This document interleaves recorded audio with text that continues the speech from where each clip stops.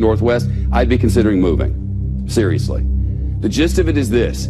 The federal government estimates 13,000 Americans will die in a major earthquake and tsunami in the Pacific Northwest. It's not a question of whether, but when. This earthquake is coming, and it's overdue. This morning, the most popular article on the New Yorker's website is rattling many Americans. The really big one examines a titanic earthquake and tsunami, but not where you might imagine. A fault line called the Cascadia Subduction Zone runs for 700 miles off the Pacific Northwest coast. Experts think it will trigger the worst national disaster in North American history, and it is overdue.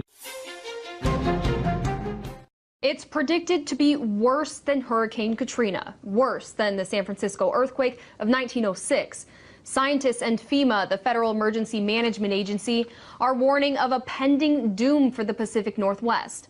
An earthquake along a little-known fault line that would kill thousands and affect millions. Consider that the magnitude 9.0 earthquake in Japan just a few years ago, remember that, killed more than 15,000 people in the north of Japan and injured thousands of others. Seismologists say that the quake that will strike on our Pacific Northwest coastline should be even stronger, at up to a 9.2. They call such a quake a margin rupture quake, and it's every bit as bad as it sounds. Here's the reason for it. Our entire continent sits on the North American tectonic shelf, right? Plate, I should say. Off the coast of the Pacific Northwest, from the top of Washington State all the way down to northern California. This is it. And another plate called the Juan de Fuca is trying to slide up under North America, but it's stuck. We have an illustration over here in the big wall. Let me show you what this is. This is our continent here. This is the Cascada Mountains. This is the Cascadia, what do they call it? The Cascadia what? Bridge. The Cascadia Bridge. I was actually asking him, but thank you. The North American plate here and the Juan de Fuca plate here. This one's sliding up under, and eventually this is going to go down, send a huge wall of water up. That wall will go all the way over to Japan, and the other will come onto our shore within 15 minutes.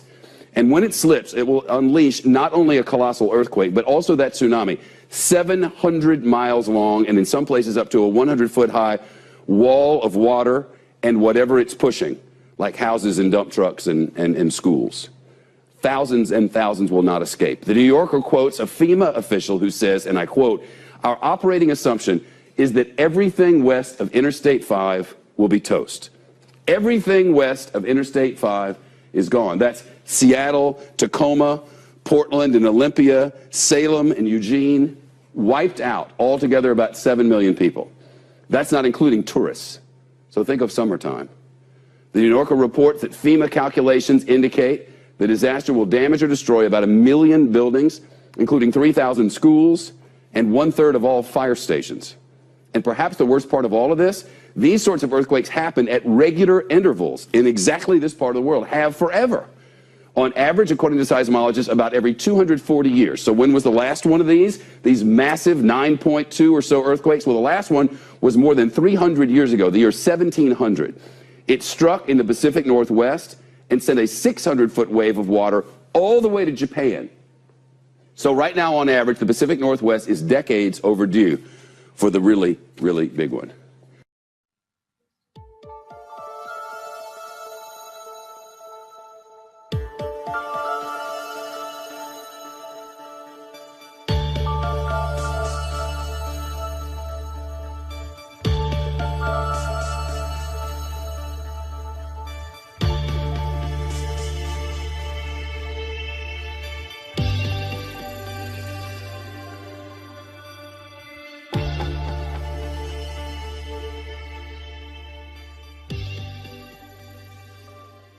CBS News science and futures contributor Michio Kakuka is a physics professor at the City University of New York. Good morning. Morning. So it's overdue. When will it might come? Well, this is the mother of all earthquake faults. It can pack a wallop 30 times that of the San Andreas fault. So forget all the Hollywood hype about the San Andreas fault. We're talking about an earthquake, a 9.0, similar to what devastated northern Japan, which killed over 15,000 people and caused $250 billion in property damage. Cascadia subduction zone stretches about 700 miles from Cape Mendocino, California, to Vancouver, Canada. Big cities expected to be affected include Seattle and Portland. Some scientists believe the earthquake, when it goes off, will reach between 8.7 and 9.2 on the Richter scale and cause a tsunami. Airmen and soldiers conduct joint training in Washington to support domestic operations in preparation for a natural disaster. As president of the Portland Post of the Society of American Military Engineers, I felt a real need, a real desire to mobilize engineers to help better prepare our region for a Cascadia earthquake. Army and Air Guard elements successfully operate in a joint mission environment. The only way to move supplies and support to stranded residents in need after such an event would be by air. It's really great to see the state move in a direction of supporting domestic operations at this level. It allows us to really be much more dynamic and respond to the state and to our community. The last big one was 315 years ago. We think the cycle time is roughly 240 years. Do the math. We are overdue in this calculation with another big one. We've known about the Cascadia subduction zone for quite a while. It's a serious risk. A big earthquake in the Pacific Northwest could be the worst disaster the country has faced historically. Every day, almost to the point where it would make your head spin. In order to slow down that pace, it's important to explain what's happening one event at a time. Similar to placing the pieces of a puzzle into one uniform picture that can be easily recognized and identified. One of the pieces of the puzzle that has stirred a great deal of attention has to do with the intensity of seismic and volcanic activity in the Northern Hemisphere, along the Cascadia subduction zone and the Aleutian Island chain in Alaska. Most recently, seismic alerts have centered around the Yellowstone supervolcano, where a swarm of earthquakes reached nearly 900 in just 2 weeks. This is the highest number of earthquakes in the past 5 years for this short of a time frame. The last volcanic eruption within the caldera was 70,000 years ago, so it is well overdue for another outburst. A swarm of some 100 earthquakes hit Switzerland on July 1st, with a 4.2 quake that was felt over much of Switzerland. Following the earthquake, some people reported noises and booms after the shaking that lasted between 2 and 10 seconds. One of the biggest volcanic news stories of this year concerns the vigorous and surprising eruption of the Bogoslav volcano in the Aleutian Islands. The volcano produced a large explosive eruption followed by a series of explosions on almost a daily basis. Some of these explosions have reached as high as 35,000 feet into the atmosphere. The highly explosive nature of these eruptions is likely rooted in the interaction between the new magma that is reaching the surface and the abundant seawater that it meets when it erupts. That water can quickly flash to steam and help fragment the magma into ash, thus adding to the explosivity of the eruption. This image shows how the continuous eruptions at Bogoslav have demolished much of its Aleutian Island home. Alaskan volcanoes have actually produced 1 or 2 eruptions per year since 1900. At least 20 catastrophic caldera-forming eruptions have occurred in the past 10,000 years. The awesome eruption of 1912 in the Katmai National Monument is the most recent. Alaska normally records 3,000 quakes monthly, but now seismologists have already reached the monthly average in just 10 days. This unusual sequence comprises, among others, 3 earthquakes larger than magnitude 6, 7 larger than magnitude 5, and 50 larger than magnitude 4.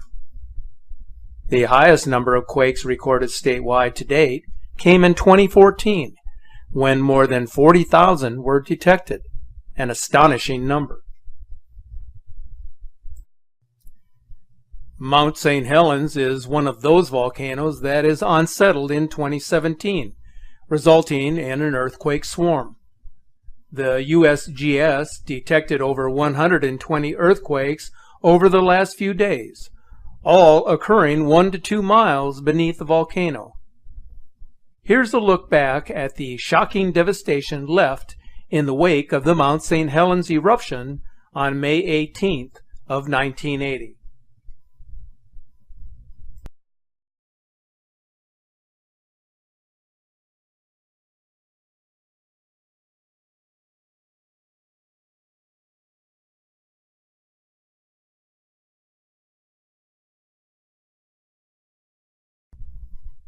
We often associate volcanic eruptions with the earthquakes that precede the eruption. But what do we know about megaquakes? The largest earthquake ever recorded by seismic instruments on this planet was a magnitude 9.5 earthquake in Chile on May 22nd of 1960. That earthquake occurred on a fault that is almost 1,000 miles long and 150 miles wide, dipping into the earth at a shallow angle. So we know that megaquakes have occurred in our past and are likely to happen again. In fact, earthquakes of various intensity are capable of striking any location at any time. But history shows they occur in the same general patterns over time, principally in 3 large zones of the Earth. One of those zones is referred to as the Circum-Pacific Seismic Belt, the world's greatest earthquake zone located along the rim of the Pacific Ocean, where 81% of the world's largest earthquakes occur. Another of those zones is referred to as the Alpide. It extends from Java to Sumatra, through the Himalayas, the Mediterranean, and then out into the Atlantic. This belt accounts for about 17% of the world's largest earthquakes, including some of the most destructive. The third prominent belt follows the submerged Mid-Atlantic Ridge. This would include the New Madrid fault line. The last significant earthquake to occur in this area was in 1811 and 1812, the most powerful earthquakes to hit the contiguous United States east of the Rocky Mountains in recorded history. In fact, the New Madrid earthquakes were so powerful that they were felt over nearly 1 million square miles. Not only did the quake reverse the flow of the Mississippi, but it damaged the sidewalks in Washington, D.C., and reportedly rang church bells in Boston.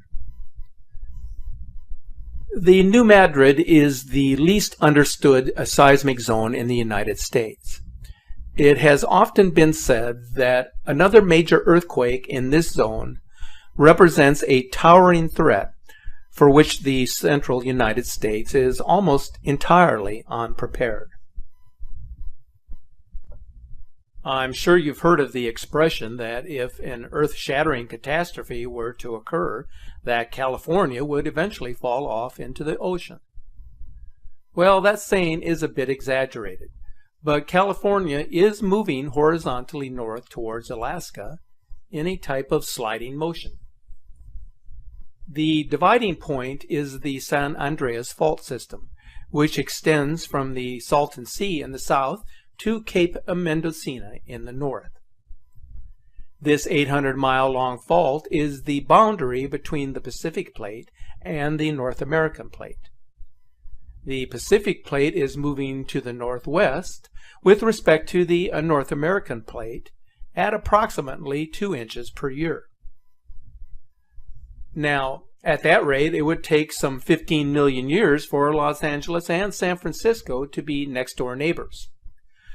Unless, of course, a major pole shift were to occur, in which case the timeline could rapidly change. One important result of earthquakes that should be considered is that the earthquake itself does not kill people.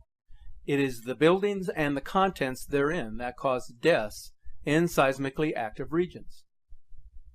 There has been larger earthquakes that have sustained very little damage and smaller ones that have. It all depends on the manner, on the construction of the buildings and the materials that are being used. Some buildings were never meant to withstand violent shaking.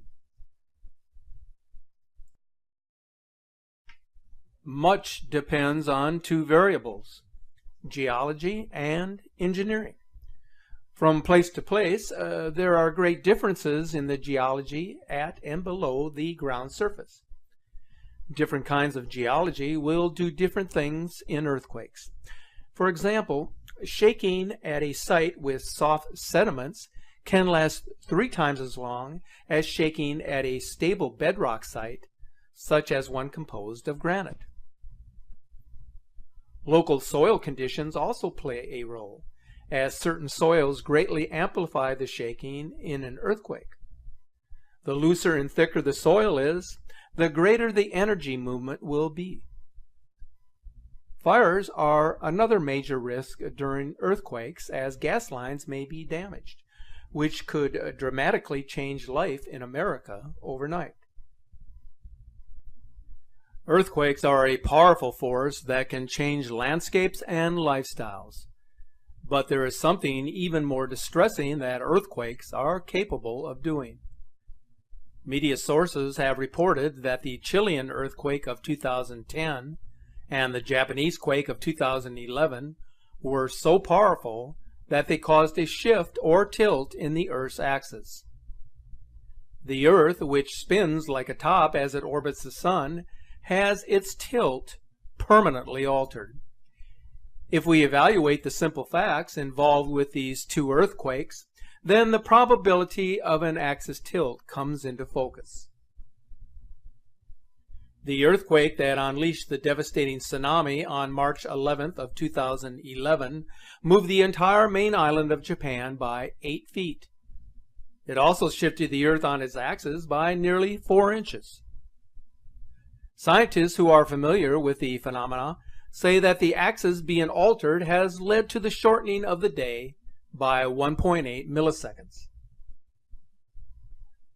The law of physics implies that the axis of rotation doesn't change relative to other stars as a result of an earthquake. So if you were looking at the Earth from a distance, you would not notice a change in the Earth's orbit or rotation. However, because an earthquake moves the material around within the Earth itself, the position of the rotation axis changes. We call this the sloshing of the Earth's mantle, in which the crust actually shifts. So if it appears that a shift of the Earth's axis took place in 2011, it is because we use points of reference on the Earth's surface to determine if this has occurred, where the probable cause is more accurately described as a shifting of everything on the Earth's surface. Here then is a look at the devastating effects of a mega earthquake and tsunami that hit the island of Japan on March 11th of 2011.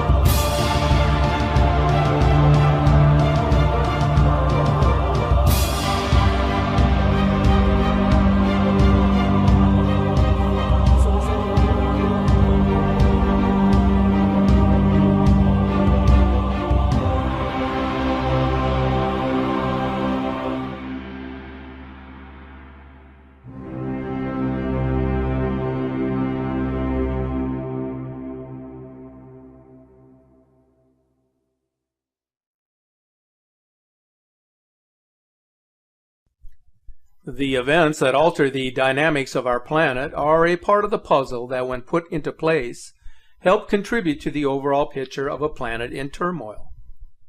But there are other pieces of the puzzle that are not so easy to identify or to put into place. One of those pieces has to do with the unexplained wave anomaly that is originating from Antarctica. This activity is quite apparent if you examine the recent morphed integrated microwave imagery, as shown here.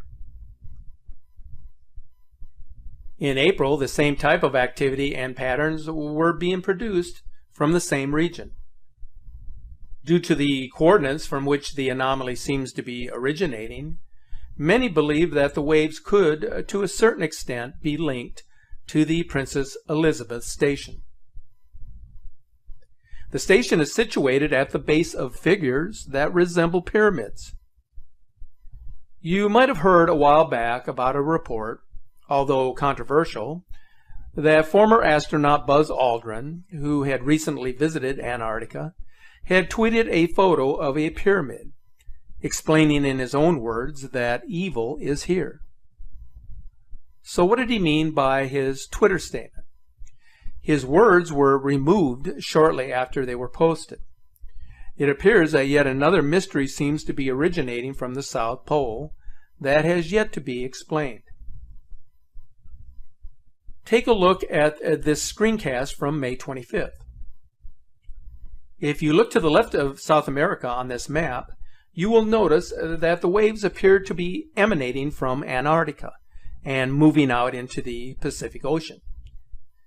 If you follow the pattern of strange anomalies here, then it certainly looks like something is happening that none of us can fully explain. But as I have indicated many times, the truth is out there. We just have to search for it, and one day, very soon, hopefully, we will find it.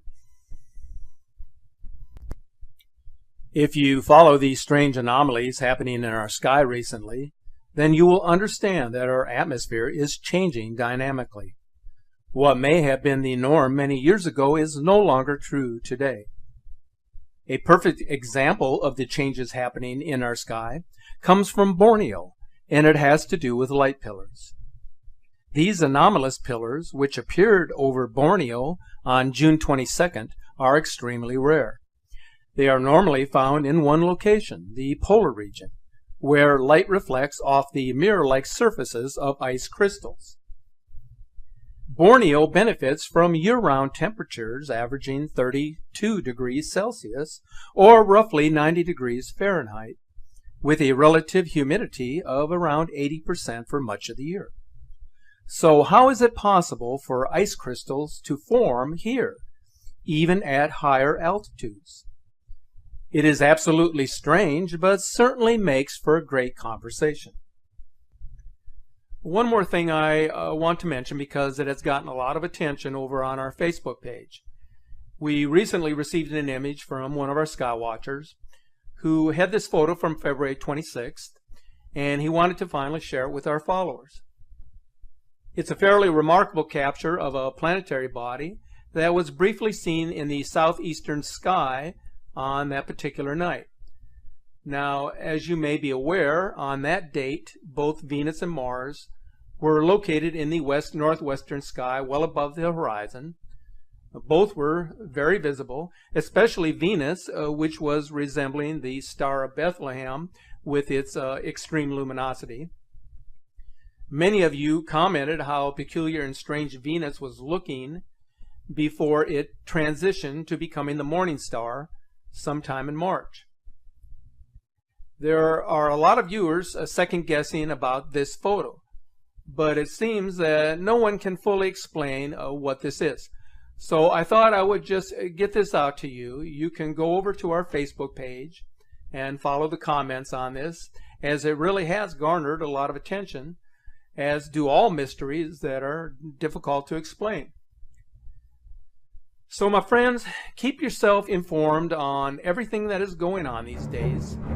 Don't just rely on what the mainstream media or others may tell you. Investigate for yourself. That is the surest way to get the information that you will need going forward. In the meantime, stay safe, be aware of your surroundings, and keep looking to the sky.